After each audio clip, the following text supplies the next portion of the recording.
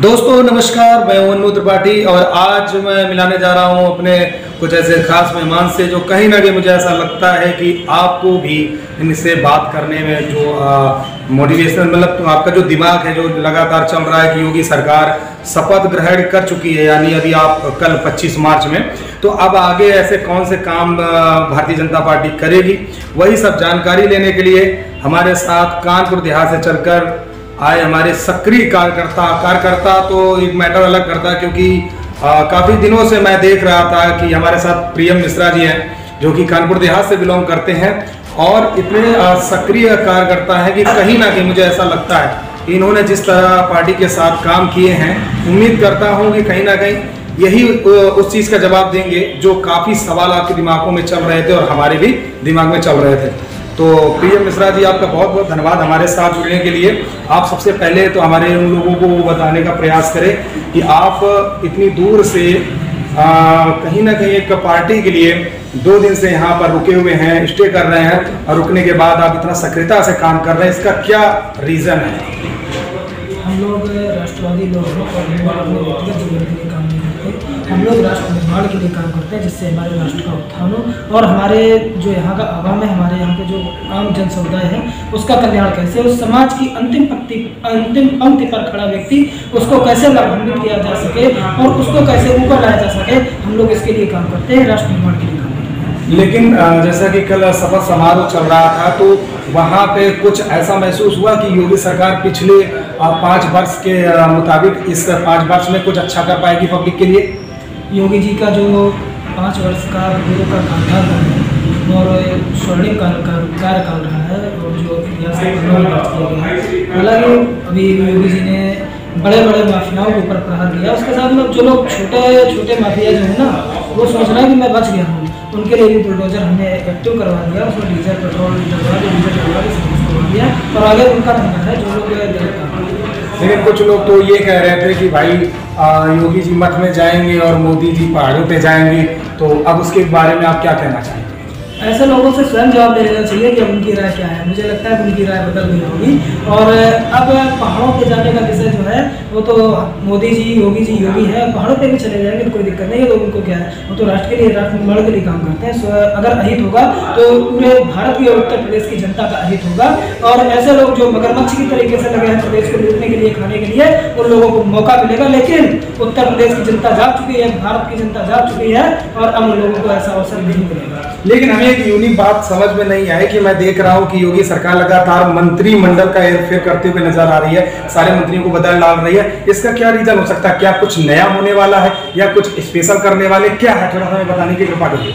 ये भारतीय जनता पार्टी के संगठन में जो भी निर्णय लेता है प्रदेश के और देश के हित में लेता है। अगर मंत्रिमंडल का परिवर्तन किया है तो कहीं ना कहीं हमारे शीर्ष नेतृत्व का ऐसा विचार रहा होगा और इसके बारे में हमारा शीर्ष नेतृत्व बता सकता है। मैं छोटा सा कार्य करता हूँ, इस बारे में मैं कुछ भी बोलना उचित नहीं समझता हूँ।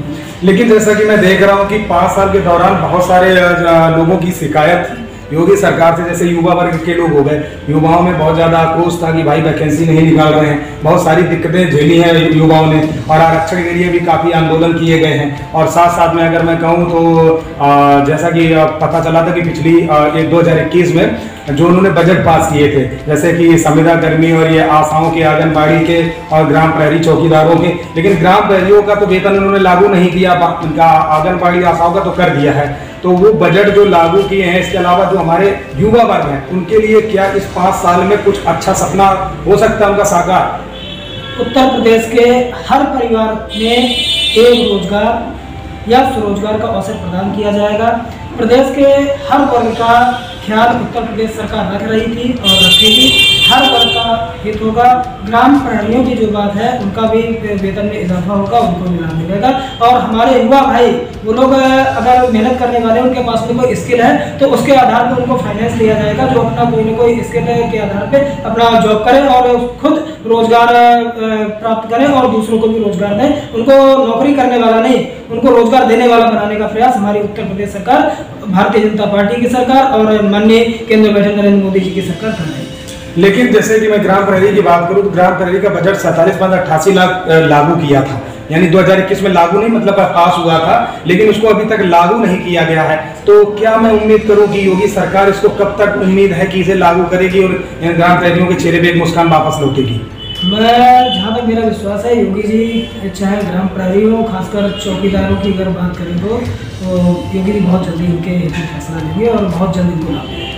और जैसा अगर मैं आपको बात करूं कि अभी हमारे पास मैंने देखा था पिछले आंदोलन में जाने कितने तमाम संविदा कर्मी आंदोलन कर रहे थे। हालांकि मैंने देखा है कि कोरोना काल में उनको कोरोना योद्धा का दर्जा प्राप्त हुआ था, दिया गया था, लेकिन उन लोगों की ये शिकायत है कि कोरोना खत्म होने के बाद, अभी फिलहाल कोरोना चल ही रहा है लेकिन फिर भी हद तक खत्म हो गया है, तो उसके बाद में उनके परिवार को मतलब एक तरीके से लात मारने का काम किया गया। आज वो फुटपाथ पे बैठे हैं, तो आज वो चाहते हैं कि उनको दोबारा से उनको बहाल किया जाए, लेकिन सरकार उस पर ध्यान नहीं दे रही, उनके जो अधिकारीगण उस पर ध्यान नहीं दे रहे हैं। तो उनके पेट का सवाल है, तो उनके लिए भी क्या सरकार कुछ सोचेगी? बिल्कुल सोचेगी और जो भी होगा उनके हित में लिया जाएगा। हालांकि उत्तर प्रदेश सरकार जो निर्णय लेती है आम समाज और जन कल्याण के लिए ही निर्णय लेती है, और आगे भी मेरा विश्वास है कि उत्तर प्रदेश सरकार जो भी निर्णय लेगी सब समाज के हित के लिए होगा। लेकिन बहुत लोगों ने तो बहुत सारी अफवाहें उड़ाई थी कि भाई अब तो भारतीय जनता पार्टी डूब रही है, ठीक है, लेकिन अब जैसे भारतीय जनता पार्टी जीत गई है, कल शपथ ग्रहण समारोह हो गया है, उसके बारे में हमें थोड़ा बताने का कष्ट करें। ये हमारा अंतिम सवाल है। मैं ये जानना चाहता हूँ कि शपथ ग्रहण होने में कौन कौन लोग आए थे, किनको बुलाया गया, कौन नहीं है, तो थोड़ा सा जानकारी देने की कृपा करें। देखिए, जहाँ तक मेरा मानना है कि भारतीय जनता पार्टी में किसी को भी उपेक्षित नहीं किया जाता, सभी लोगों को निमंत्रण भेजा गया था। कई राज्यों में हमारे मुख्यमंत्री थे, राज्यपाल थे, पूर्व विधायक थे, पूर्व के जो मंत्री वगैरह थे, सभी लोगों को आमंत्रित किया गया था। हो सकता है किसी की व्यस्तता की वजह से किसी अन्य कारणों से कोई ना पहुँच पाया हो, तो इस विषय में तो मैं अभी कुछ नहीं। उत्तर प्रदेश के जो विपक्षी लोग थे वो आए थे या नहीं? हम विपक्ष वाले क्यों आएंगे? उन लोगों को तो आग लगी हुई है। ये कैसे हो गया? प्रदेश की जनता ने पुनः योगी जी को कैसे मुख्यमंत्री दे दिया? और जब योगी जी ने काम किया है इसलिए प्रदेश की जनता ने पुनः योगी जी को मुख्यमंत्री बनाया। और आपने अच्छा काम किया होता तो निश्चित आप आते। उत्तर प्रदेश में सिर्फ प्रदेश में पब्लिक ने, प्रदेश की जनता ने केवल इसलिए आपको वोट नहीं किया क्योंकि ये वही सत्ता थी, वही हवा थी, वही गुंडागर्दी होती, वही भ्रष्टाचार होता, वही लूट होती। और पूरा प्रदेश हमारा जो आज योगी जी उत्तर प्रदेश बनाने में लगे हैं, इस प्रदेश को ये लोग नर्क बनाने का काम करते और पूरा प्रदेश गर्त में चला जाता। आज हमारे प्रदेश में सड़कों का जाल बिछा हुआ है, बहुत अच्छे काम हो रहे हैं। और इसी के साथ में जो विपक्ष के लोग हैं उन्होंने बहुत सारे मुद्दे उठाने का प्रयास किया, गाय का मुद्दा उठाया, लेकिन वो लोग अपने किसी भी कुछ प्रयास में सफल नहीं हुए। और उसका करारा जवाब उत्तर प्रदेश की जनता ने दिया है, जिसको लोगों को समझना चाहिए और अपनी राजनीति में कुछ ना कुछ फेरबदल करना चाहिए, कुछ दूसरे तरीके अपनाने चाहिए जिससे वो योगी जी को परास्त कर सके। वैसे मुझे नहीं लगता वो कर पाएंगे, मुझे नहीं लगता कि वो कभी भी योगी जी को पराजित कर पाएंगे, और ये उनके लिए मुश्किल नहीं, असंभव है। 2024 में क्या देखते हैं कि कल की जनसभा देखते हो? कल कोई जनसभा नहीं थी, पहले मैं स्पष्ट करना चाहता हूँ। कल शपथ ग्रहण समारोह था, उसमें लेकिन पब्लिक तो लाखों के हिसाब से मुड़ी हुई थी, वो हमारे कार्यकर्ता जयकार करता थे। तो उस पब्लिक के हिसाब से क्या लगता है कि 2024 में क्या होने वाला है? मोदी जी भी वापसी करेंगे? इसमें कतई संदेह नहीं कर सकते हैं। जब आप योगी जी को नहीं रोक पाए तो मोदी जी को कहाँ से रोक पाएंगे? अभी तो ये आगे चली थी, मोदी जी का तूफान आने वाला है और प्रदेश के सभी सांसद भारतीय जनता पार्टी के होंगे, समाजवादी पार्टी का, अन्य दलों का सुपड़ा साथ होगा, कांग्रेस का तो खाता भी नहीं खुलेगा।